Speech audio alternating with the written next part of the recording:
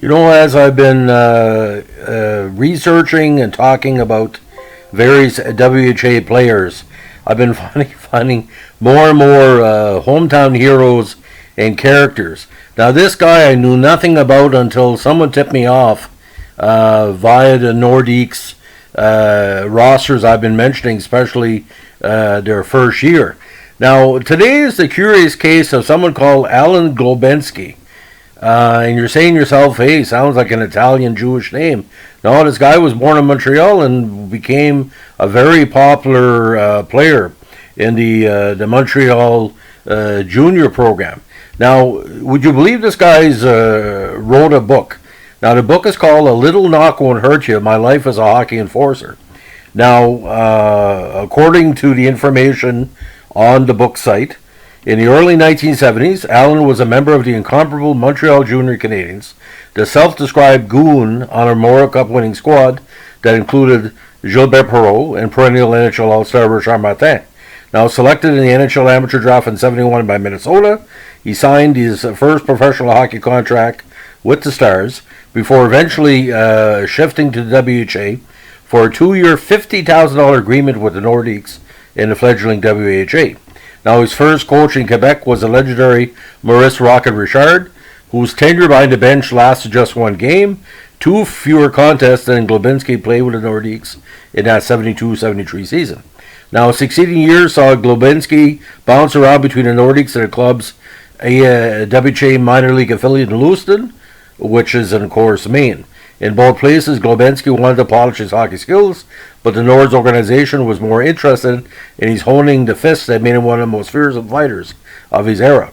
He was a reluctant gladiator who experienced the seamier side of hockey, a world of mayhem and borderline insanity that made the iconic movie Slapshot tame by comparison.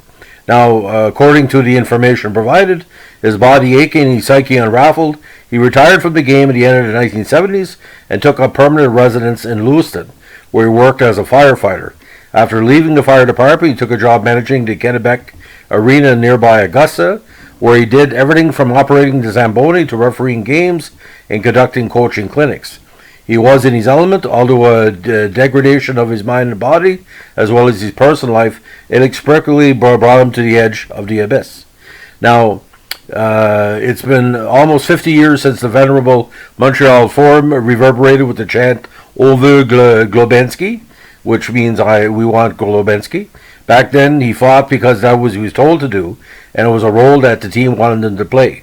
Now, Allan is still battling, but now he's fighting to maintain his quality of life and encourage former teammates to seek help if they are concerned about their mental and physical health. And he's lending his voice to the movement to ban fighting from the game because he knows from experience the damage it can do. Now, the book itself is called A Cautionary Tale. Now, his hometown is Saint Lambert, Quebec, and if you know people from Saint Lambert, some really, really nice people. That's where he played his first junior hockey with the Quebec Junior B side in 1969. Now, with the Montreal Junior Canadiens in 1970, he had 6 assists in 53 games, 181 minutes in penalties. In 71, he had 19 points in 48 games with 219 minutes in penalties. So Minnesota, again, took him in round 6, 77th overall. Very interesting cat because he had 2 nicknames, Go-Go and Captain Crunch. Now, it was kind of weird because, according to legend, he also tried out for the Montreal Alouettes of the Canadian Football League in May 1970.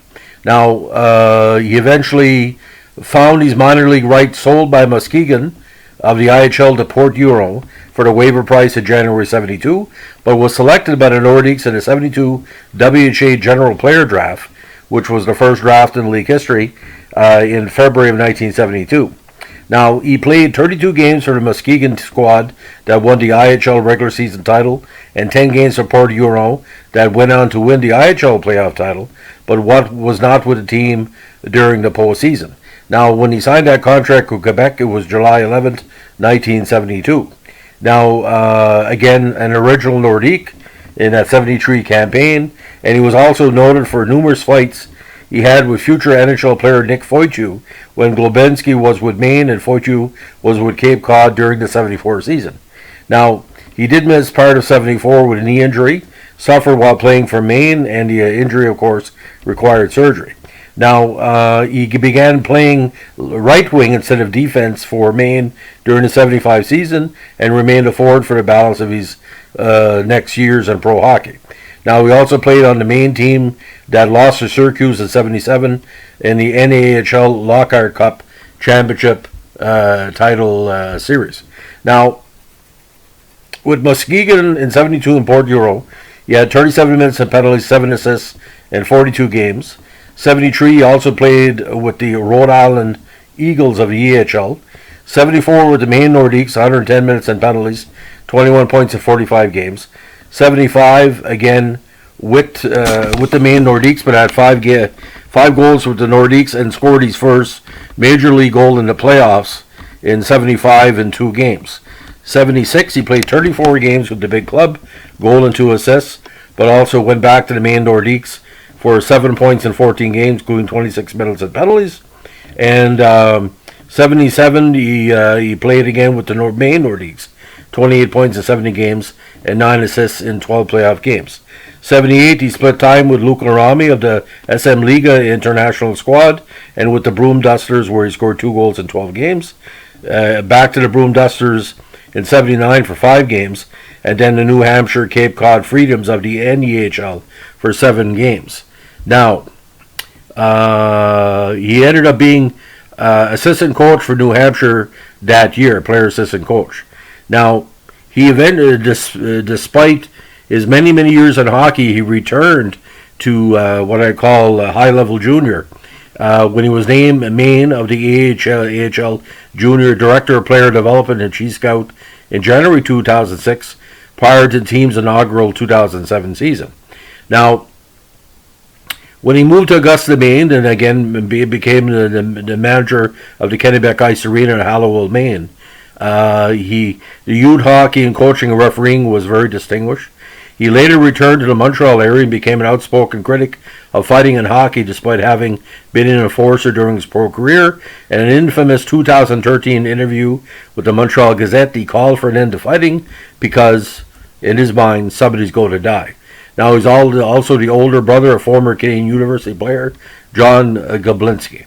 So again, just to recap, besides those junior squads in St. Lambert and Montreal, Muskegon and Port Huron with the IHL, Quebec and WHA, Rhode Island the EHL, Maine the Nordiques, the affiliate of NAHL, Rama of Finland, Binghamton of the AHL, and the New Hampshire Cape Cod squad of the NEHL.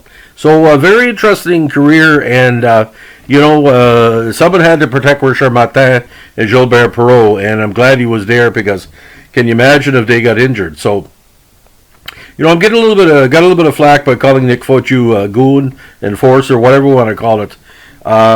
This guy seems to be talking about his experience in hockey to say you don't need to fight. And, Nick Fotu proved that as well. Although he did fight, he wasn't a deliberate guy who would try to go hurt somebody. When I say goon, is someone that's willing to have a good scrap and go back to the bench and say, hey, good job. But like I said, for a guy that almost became a professional football player, besides his hockey career, 6'1", 190 pounds, and I think Minnesota was looking for him to be kind of a defensive enforcer. But I don't know who would Minnesota be. How would anybody would scout Minnesota? Were they going to do that to trade him back to Montreal as part of a deal? It's hard to tell. I like to know who his scout was, because I hope you take this the right way, and this is all respect to him and his family. I never heard of him until a couple of weeks ago. But like I said, if I knew everything in hockey, I wouldn't be doing podcasts. I'd be writing for TSN. So this is Allan's, the legend of Allan Globensky. Very interesting cat.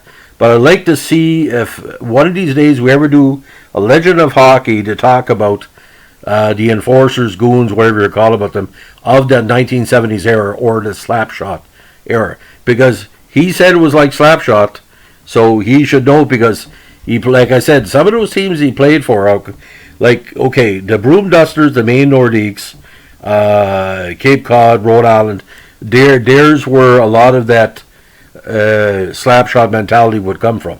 But like I said, this guy to make it to major league hockey for 3 seasons, you got to have talent. There was no favor to WHA. He deserved to be there, and like I said, he played, part of 4 seasons with the Nordiques, the main Nordiques. They were a very good team. They had good talent. So, anyway, thanks for listening. Bye.